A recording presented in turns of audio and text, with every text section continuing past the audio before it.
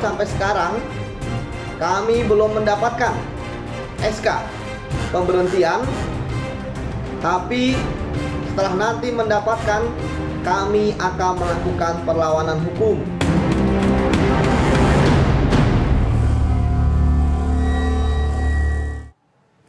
Komisi Pemberantasan Korupsi (KPK) memberhentikan 56 pegawai yang gagal dalam tes wawasan kebangsaan pada 30 September 2021. Padahal sesuai ketentuan dalam Undang-Undang Baru KPK Nomor 19 Tahun 2019, mereka baru dapat diberhentikan pada tanggal 1 November 2021. Sementara itu pemirsa, para pegawai Komisi Anti Rasuah yang diberhentikan menyatakan akan terus berjuang dan melawan pemecatan sepihak. Polemik status 75 orang pegawai Komisi Pemberantasan Korupsi KPK yang dinyatakan tidak lolos tes wawasan kebangsaan TWK berujung pada pemecatan pegawai KPK. Dari 75 pegawai itu, pimpinan KPK secara resmi memecat 50 pegawai yang tidak lolos TWK. KPK juga memberhentikan 6 orang pegawainya yang menolak mendapatkan pembinaan bela negara. Sementara 1 orang pegawai telah memasuki masa pensiun. Sementara 18 orang pegawai yang bersedia mengikuti pelatihan bela negara sudah dilantik menjadi aparatur sipil negara. Pemberhentian terhadap total 57 pegawai KPK tersebut berlaku per tanggal 30 September 2021. Berdasarkan keputusan rapat koordinasi yang dihadiri oleh Menteri Hukum dan HAM, Menteri PAN, FP, Kepala BKN, serta 5 pimpinan KPK bersama Sekretaris Jenderal, Kepala Biro Hukum dan PLT Kepala Biro Esdm KPK pada tanggal 13 September tahun 2021 yang bertempat di kantor BKN disimpulkan bahwa Komisi Pemberantasan Korupsi akan mengangkat dan melantik 18 orang pegawai KPK yang telah mengikuti dan lulus pendidikan dan pelatihan bela negara dan wawasan kebangsaan, yang pelaksanaannya tadi sudah kita laksanakan. Terhadap 6 orang pegawai KPK yang dinyatakan tidak memenuhi syarat dan diberi kesempatan mengikuti pendidikan dan pelatihan bela negara dan wawasan kebangsaan, namun tidak mengikutinya, maka tidak bisa dianggap menjadi aparatur sipil negara dan akan diberhentikan dengan hormat per tanggal 30 September 2021. Sementara itu, Ketua Wadah Pegawai KPK Nonaktif Yudi Purnomo menyebut, para pegawai KPK yang tidak lulus dalam TWK dan dipecat akan tetap melawan dengan menempuh jalur hukum. Menurut kami, ini adalah upaya untuk melemahkan pemberantasan korupsi. Oleh karena itu, walaupun sampai sekarang kami belum mendapatkan SK pemberhentian, tapi setelah nanti mendapatkan, kami akan melakukan perlawanan hukum. Yudi juga berharap Presiden Joko Widodo dapat segera mengambil sikap mengenai permasalahan pegawai KPK yang diberhentikan karena proses TWK. Sebenarnya yang bisa untuk menghentikan pemberhentian ini hanyalah Presiden selaku kepala pemerintahan maupun selaku pembina kepegawaian tertinggi di Indonesia. Skandal status kepegawaian KPK bergulir sejak diadakannya TWK sebagai syarat menjadi ASN pada Maret hingga April 2021 lalu. 75 pegawai KPK dinyatakan tak lolos tes wawasan kebangsaan.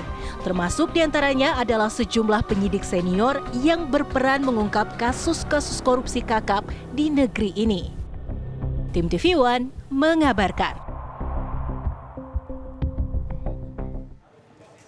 Ya, pemirsa, untuk membahas ini sebetulnya kami juga sudah mengundang pihak dari perwakilan KPK, tapi sampai dengan kami siaran ataupun on air saat ini tidak ada satupun pihak dari KPK yang mengkonfirmasi akan hadir dalam kesempatan sore hari ini, pemirsa. Langsung saja saya ingin ke Pak Giri. Pak Giri, saya melihat tweetan Anda kemarin Anda mengupload tanda terima surat pemecatan dari KPK dan Anda menyebutkan tulisannya ini judulnya G30 STWK. Komentar Anda Pak Giri atas pemecatan ini? Iya Mbak, selamat sore Mbak Tirsa, Sore. Uda Ferry dan Pak Jaweng. Jadi memang kita agak Sepertinya pimpinan itu suka gimmick Mbak, menggunakan hari-hari besar untuk menutupi proses TWK ini yang sudah banyak melanggar ya. Maladministrasi, pelanggaran HAM dan segala macam. 1 Juni hari Pancasila mereka melantik rekan-rekan kami yang 1.200 lebih ini. Dan mereka memecat kita pada tanggal 30 September gitu kan. Padahal kalau kita melihat undang-undang 2 tahun dari undang-undang KPK masa peralihan itu jatuh pada tanggal 17 Oktober 2021. Bahkan kalau kita mengacu pada pertemuan Menteri Pan-RB, BKN, KPK, dan LAN dan segala macam pada bulan Mei itu mereka kan memberhentikan pada 1 November. Tapi mereka sepertinya kebelet benar ya istilah yang digunakan, nggak betah untuk segera memecat kita.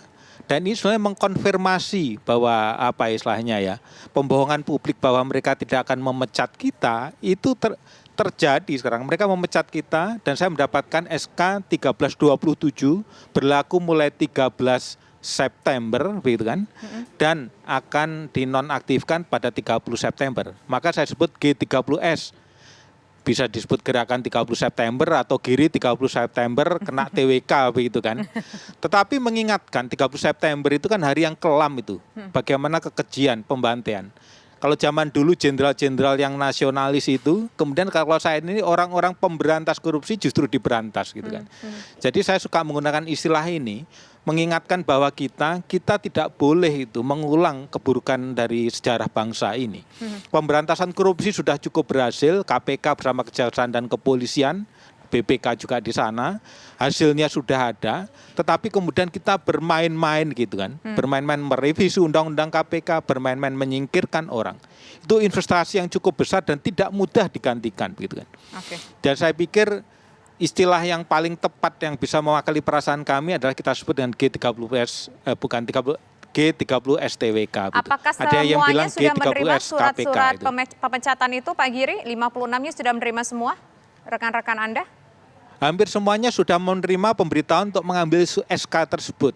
Namun situasi pandemi kan kita gantian ke kantor. Tetapi saya sudah memperoleh foto SK tersebut bahwa memang ditandatangani oleh Ketua KPK.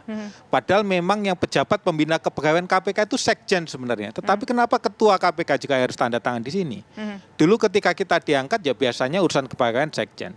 Jadi saya pikir ini adalah sesuatu yang menurut saya bukan sekedar menghinakan kita kemudian diperlemah, ditawarin posisi lain, tetapi adalah mereka lebih jauh lagi menggunakan 30 September seakan-akan itu kita yang jahat. Padahal yang menyingkirkan kita lah yang sebenarnya bisa disebut gerakan 30 September. Oke, baik. Nanti kita akan dengar juga suara dari Ombudsman dan juga suara dari pakar hukum usai jeda berikut. Kami kembali sesaat lagi pemirsa.